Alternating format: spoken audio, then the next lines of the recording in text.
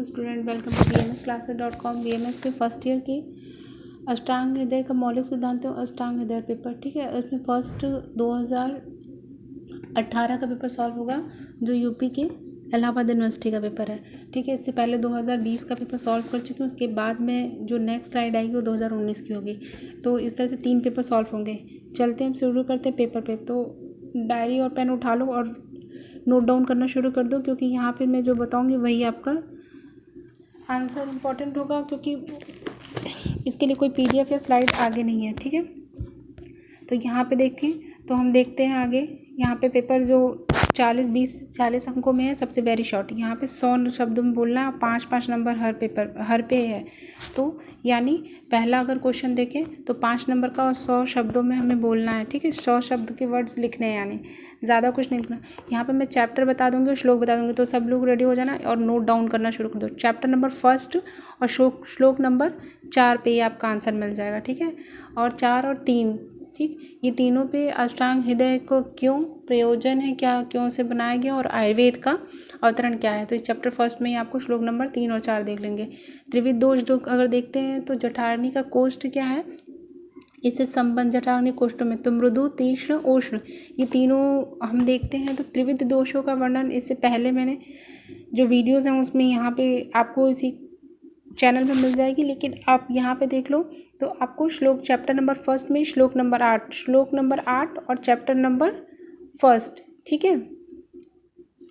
उसके बाद आपका ये 3rd, इस श्लोक को यहाँ पे आप ये लिखेंगे इस तरीके से कि जो ये पूरा है इसको अगर आपको संदर्भ में लिखना होगा तो ऐसे लिखेंगे, प्रस्तुत श्लोकांश, ठीक है। प्रस्तुत श्लोकांश हमारी पाठ्य पुस्तक अष्टांग हृदय मौलिक सिद्धांत से ली गई है, सूत्री स्थान के भाग से, जिसके रचयिता वाग्भट है। ठीक है। तो आप ये अगर कुछ नहीं याद आएगा पार्ट में तो कम से कम इतना डालोगे, और नहीं एग्जिट ऐसे लिखना। अगर आपको चैप्टर का नाम याद है तो सीधे लिखोगे कि प्रस्तुत श्लोकांश हमारी पाठ्य पुस्तक अष्टांग हृदय सूत्र स्थान के प्रथम अध्याय के आयुष्कामी नामक अध्याय से प्रस्तुत है, ठीक है, ये लिखोगे। तो उसके श्लोक एक्सप्लेन करोगे संदर्भ में। तो ये जो श्लोक है आपको मिल जाएगा चैप्टर नंबर 1 में श्लोक नंबर 25, ठीक है, जहाँ पे शारीरिक और मानसिक ये सब चिकित्सा का सिद्धांत बताया गया कि वात और पित्त और कफ के लिए कौन कौन से शोधन श्रेष्ठ हैं और कौन कौन से आपके शमन श्रेष्ठ हैं। अगर नोट डाउन करना चाहो तो आप नोट डाउन कर लो कि वात के लिए शोधन कारक, श्रेष्ठ शोधन कारक हमेशा पेपर में पूछा जाता है। तो वात के लिए वस्ति, पित्त के लिए विरेचन और कफ के लिए वमन। इसी तरह शमन का भी लिख लो, वात के लिए तैल, पित्त के लिए घृत और कफ के लिए मधु। शमन श्रेष्ठ शमन है उपाय हैं, ठीक है। तो ये पूछे जाते हैं पेपर में, बहुत इंपॉर्टेंट है। नेक्स्ट क्वेश्चन चलोगे तो उद्वातन एंड व्यायाम। तो व्यायाम बहुत बार पूछा गया है। अब ये हम चले गए चैप्टर नंबर 2 में। तो चैप्टर नंबर ये है आपका 2, और यहाँ पे हम बात करते हैं श्लोक नंबर 15, जहाँ पे आपको उद्घाटन मिल जाएगा। तो आपको करना क्या है, इसमें सिर्फ बताना है इन दोनों की परिभाषा और इनसे होने वाले लाभ, ठीक है। तो मेन आंसर, क्योंकि 100 शब्दों में तो यहीं पे ख़त्म हो जाएगा। अगर किसी को और बढ़ा के लिखना तो योग अयोग भी लिख सकते हो, ठीक है। तो इसी तरीके से इसका आंसर लिखोगे तो चैप्टर नंबर 2 और श्लोक नंबर 15 में, और श्लोक नंबर 10 में आपको व्यायाम का मिल जाएगा। तो जैसे व्यायाम और लिखना चाहो तो लिख लो कि जिस क्रिया से शरीर में थकान का अनुभव हो उसे व्यायाम कहते हैं, उसका लाभ हो, और योग या योग लिख सकते हो। इसी तरह उद्घाटन में लिखोगे, उद्घाटन मतलब उपटन होता है, यानी स्नेह मिला करके आटे या किसी भी पाउडर या फॉर्म में जो होता है उसके साथ मर्दन करने को उद्वर्तन कहते हैं, यानी उपटन कहते हैं। तो ये हो जाएगा। तो 100 शब्दों में क्या ज़्यादा तो लिखना नहीं है। उसके बाद चलते हैं आपका अंग। अपना बी अलर्ट रहना और नोट करते रहना, ठीक है। फिर आता है वर्षा ऋतु का लक्षण है उनकी ऋतुचर्या। तो वर्षा ऋतु का जो है आदान काल में है कि विसर्ग काल में, ये बताना बहुत ज़रूरी है। तो वर्षा वी से व से वर्षा, व से विसर्ग, ठीक है, डट लो, विसर्ग काल की है। और इसी तरीके से आप कोड बना करके लिख लेना, ठीक है। यहाँ पे कोड देखना, ये आयुर्वेद अवतरण में लिखते हैं, हमें कोड चलता है, ठीक है। BDAI ब्रह्मा दक्ष प्रजापति, ए से अश्वनी और आई से इंद्र। ये कोड याद कर लेना। जब कुछ ना याद है तो कम से कम बड़ी करके लिखना, ठीक है। इन्होंने एक क्रम होता है, इसके बाद से लिख देना कि आगे अग्निवेश अष्टांग हृदय का निर्माण हुआ। तो इस तरीके से लिख सकते हो भूल जाने पर। तो अब चलते हैं आगे, हमारा वर्षा ऋतु था। तो इस पॉइंट पे आओ, तो वर्षा ऋतु चैप्टर ये जो है आपका चैप्टर नंबर 3 ऋतुचर्या में आ गया। ठीक है, चैप्टर नंबर 3 ऋतुचर्या। और श्लोक अगर हम बता दें तो देखो यहाँ पे आहार विहार, रस कौन सा खाओगे, गुण कौन सा है, और अपथ्य अपथ्य क्या होता है, ये इतना ही आंसर में एकदम पॉइंट लिखो। ठीक है, तो श्लोक नंबर 42 से 44 नोट डाउन कर लो, 42 से 44 श्लोक में ये आंसर मिल जाएगा। ठीक है, उसके बाद चैप्टर नंबर 3 है ये ऋतुचर्या। उसके बाद आपको एक चीज़ जो है कि हर साल पूछा जाता है, संक्षिप्त वर्णन ऋतुचर्या का चैप्टर के लास्ट में, यानी ऋतुचर्या के लास्ट में दिया है, उसे रट जाओ। इतना ही 5 नंबर में लिखते हो, अब कुछ नहीं याद होने, कम से कम इतना तो याद रखना।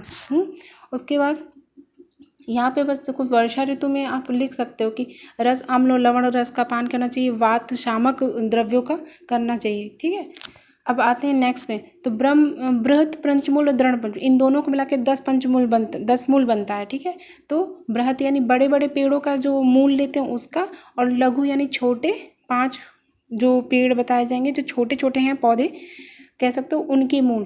तो अगर आप नोट डाउन करना चाहो तो इनके नाम नोट को मैं बताती हूँ। ठीक है, बृहत पंचमूल में लिखो बिल्व गंभारी पाटला शयनक अग्निमंथ। ठीक है, बिल्व गंभारी पाटला शयनक अग्निमंथ। और लघु पंचमूल में लिख लो छोटी कटेरी, बड़ी कटेरी, शाल पढ़नी, प्रश्न पढ़नी और गोचू। ठीक है, रट जाओ कि ये होल लाइफ में काम आएगा। ठीक है, क्योंकि कहीं भी ये पूछा जाता है इसके घटक क्या हैं, आगे चल के छोटी छोटी वीडियो में दूंगी। ठीक है, अब आता है अति निद्रा और अति। तो अति निद्रा का जब तुम देखने चलोगे तो देखो आगे, अच्छा इसका चैप्टर भी नोट कर लो, बृहत पंचमूल आपको भूल जाओ तो देखो चैप्टर नंबर 6 में है। ठीक है, चैप्टर नंबर 6 में बृहत पंचमूल लघु पंचमूल मिल जाएगा, किसमें, अन्न स्वरूप विज्ञानी में। ठीक है, अति निद्रा है, अति निद्रा तो अनिद्रा की चिकित्सा देखोगे तो चैप्टर नंबर 7 में अन्न स्वरूप जो लिया है उसमें चैप्टर नंबर 7 में आपको मिल जाएगा। देखो अति निद्रा यानी बहुत ज़्यादा जब सोने लगता है, तो जहाँ पे उपस्तंभ बताए गए हैं वहाँ पे इनका वर्णन है। ठीक है, जहाँ ब्रह्मचर्य निद्रा, तो निद्रा वाले अति निद्रा में श्लोक नंबर लिख लो, अति निद्रा का लिख लो श्लोक नंबर 62 63। और अनिद्रा में चिकित्सा लिखोगे, वो अनिद्रा हितकर द्रव्य करके है, वही आपकी चिकित्सा हो जाएगी, उसी को लिखोगे श्लोक नंबर 66 और 67। और अति निद्रा का है 62 एंड 63। ठीक है, तो आगे चलो, अब हमारा आता है सुनते रहना संसर्जन क्रम का वर्णन। अब संसर्जन क्रम देखो तो पेय आदि क्रम से नाम से आपको ये हेडिंग मिलेगी चैप्टर नंबर 18 में। ठीक है, और वमन विरेचन विधि जहाँ बताई गई वहाँ, क्योंकि वमन विरेचन विधि के बाद जब कर देते हैं तो उसके बाद जो जठराग्नि होती है वो मंद हो जाती है, उसी को जागृत करने यानी बढ़ाने को धीरे धीरे थोड़ी थोड़ी मात्रा में आहार देते हैं। पहले पेय मतलब जैसे हम लोग बुखार के बाद खिचड़ी उचड़ी खाते हैं, थोड़ा थोड़ा खाते हैं, उसी तरह से पहले हम पेय देंगे, वहीं पे फिर विलेपी और फिर जाके अकृत कृत क्रम। तो उसी क्रम को कहा गया, 3 क्रम होते हैं, प्रधान, मध्य और आपका हीन। तो इसी क्रम में 3 अन्न काल बना के 3 पेय के, 3 विलेपी के, 3 अकृत कृश और यूज के। तो इस तरीके से इसको एक्सप्लेन कर दोगे। 100 नंबर में 100 वर्ड में है तो ज़्यादा नहीं होगा। तो चैप्टर नंबर 8 में चले जाना, श्लोक नंबर 29। ठीक है, श्लोक नंबर 29 में संसर्जन क्रम मिल जाएगा पेय आदि क्रम नाम से। ठीक है, आगे चलो, अब आता है लघुत्री। तो वात पित्त कफ के उपक्रम, तो लिख लो चैप्टर नंबर 13 में आपका वात पित्त कफ के उपक्रम होगा। ठीक है, वात पित्त कफ के उपक्रम में वहाँ पे देखो उपक्रम का मतलब होता है चिकित्सा। ठीक है, चिकित्सा होता है उपक्रम का नाम। तो वात की चिकित्सा और पित्त की चिकित्सा, जैसे चैप्टर खोलोगे चैप्टर नंबर 13 में स्टार्टिंग में ही वात की चिकित्सा और पित्त की चिकित्सा और उपक्रम नाम से लिखा होगा। तो वहीं पे आपको शोधन, वात में बस्ती होती है और पित्त में विरेचन होता है। शमन कारक देखोगे तो वात में तैल होता है और पित्त में घृत में बार बार रिपीट करके रट जाए। ठीक है, थर्ड में आते हो तो मलो ही देहात क्लेश देती, ये भी देखो ये श्लोक को संदर्भ लिखना, तो वैसे ही लिखोगे। प्रस्तुत जो श्लोक है, श्लोकांश है, वो हमारी पाठ्यपुस्तक अष्टांग हृदय सूत्र स्थान भाग से अध्याय। अब यहाँ पे अध्याय तो लिखो, तो अध्याय ये आपका चैप्टर जो है 18वां चैप्टर है, 18 चैप्टर में। ठीक है, यानी वमन विरेचन चैप्टर विधि से लिया गया है, तो वमन विरेचनी विधि अध्याय से ये लिया गया है। और श्लोक नंबर लिख लो, श्लोक नंबर है 58। ठीक है, वहाँ पे इसका पूरा एक्सप्लेनेशन मिल जाएगा। ठीक है, अब आगे चलते हैं, ये हमारा आता है 4th क्वेश्चन, स्थूल और कृश के समान चिकित्सा। स्थूल में लंघन और कृश में ब्रंघन चिकित्सा करते हैं। ये आपको जो चिकित्सा है, देखो स्थूल में लिखा होगा जहाँ पे अति ब्रंघन में चिकित्सा, स्थूल में लिखा होगा अति ब्रंघन में चिकित्सा, चैप्टर नंबर 14, ठीक है। अति ब्रंघन की चिकित्सा वही होगी स्थूल की चिकित्सा, ठीक है। स्थूल यानी मोटा हो जाए जब आदमी, उसकी चिकित्सा को यानी अति ब्रंघन।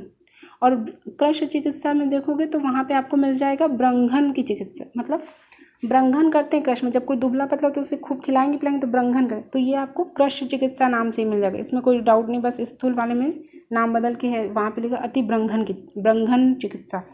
तो ये आपको चैप्टर नंबर 16 में मिल जाएगा। अब श्लोक नंबर अगर लिखना चाहो तो अति ब्रंघन का है, ये स्थूल वाला का लिखो श्लोक है 21 से 24, ठीक है। और जो कृश वाला है, वो जो कृश का है उसका है 23 से 24 श्लोक नंबर मैं बता रही हूँ। चैप्टर तो आपका 14 में ही है, ठीक है। आगे चलो, तो हमारा आता है शिरोबस्ती। तो शिरोबस्ती जब आप पढ़ोगे तो आपको ये भी मिल जाएगा शिरोबस्ती।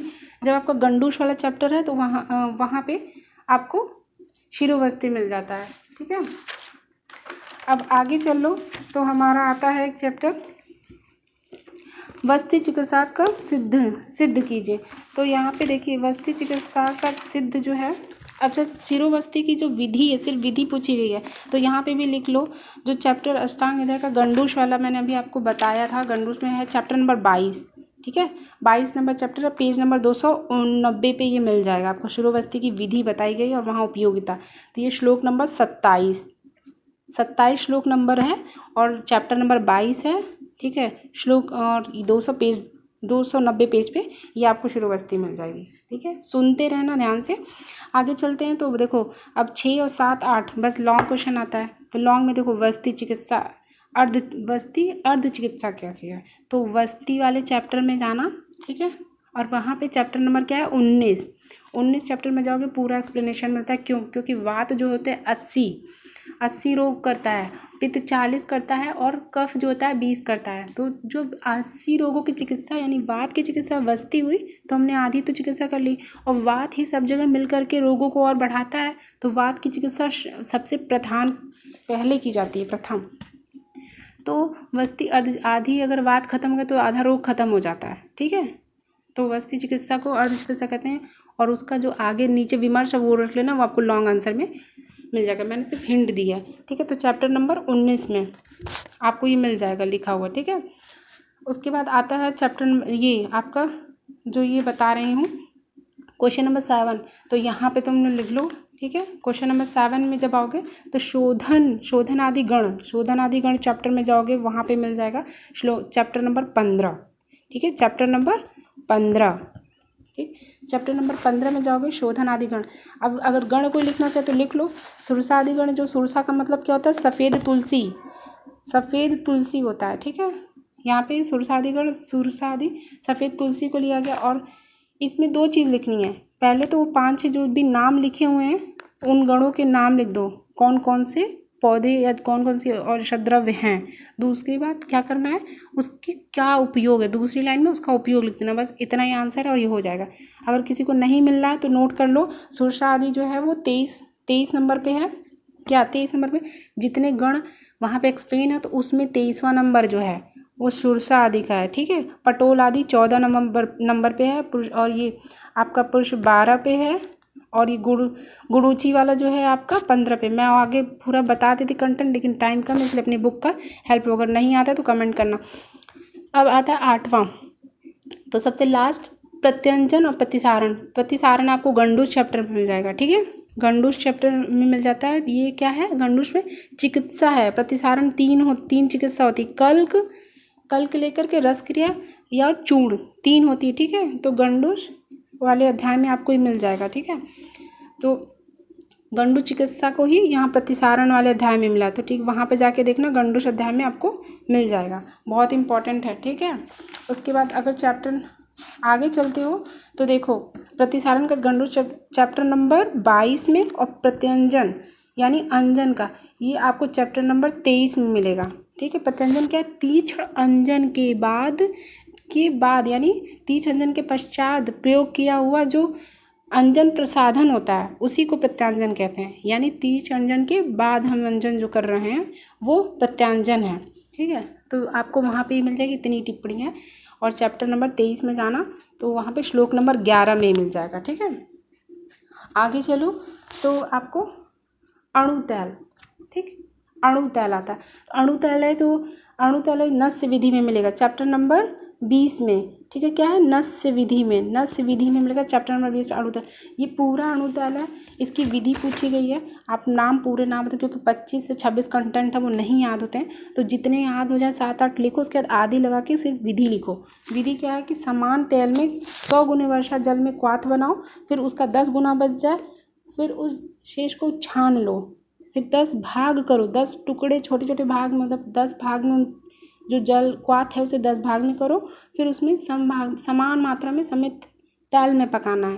तेल में एक एक भाग करके तेल में पका लिया, फिर 9 बार तेल पका कर जब 10वीं बार जो बचता है उसको बकरी के दूध में पका देना है, और इस तरीके से जो तेल मिलता है वो अणुतेल कहा जाता है। ठीक है, शॉर्ट में बता रही हूँ, वहाँ जाके डिटेल पढ़ लेना। मात्रावस्थी, हर्ष व मात्रा में जो स्नेह दिया जाता है वस्ती करने के लिए, वही है मात्रावस्थी।